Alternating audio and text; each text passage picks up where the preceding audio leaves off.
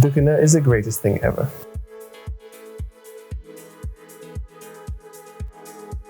That's it. The end. I don't have much to say other than this is probably the best ducana recipe ever to date.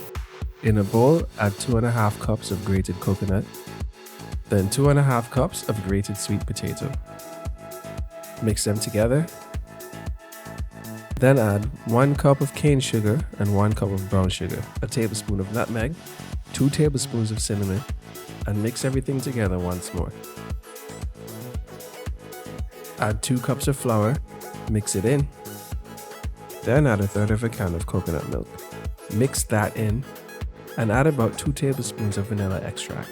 Mix once more, then do a consistency check. You kind of want it to be barely falling off of your spatula, not running off nor sticking to it. So I added 1/2 cup more flour and mixed it in, and now it's a lot closer to where I want it to be. Now we add our secret ingredient that would really make this ducana pop, 1/2 cup of sun-dried raisins. Because honestly, if you're making ducana without raisins, you may as well make coconut dumpling. After we're done mixing that in, it's now time to wrap them. Lay out some aluminum foil, plop a scoop in the middle, and just kind of shape it a bit. Fold it in half, and then crimp and fold the edges, similarly to what you see I'm doing here. Traditionally, ducana is wrapped in fig leaves, but if you're outside of the Caribbean, you likely won't have a fig tree in your backyard, and Caribbean stores tend to charge ridiculous prices. So aluminum foil is an infinitely more convenient and accessible option. Also, while doing your wrapping, it is a good idea to be bringing a large pot of water to a boil on your stove.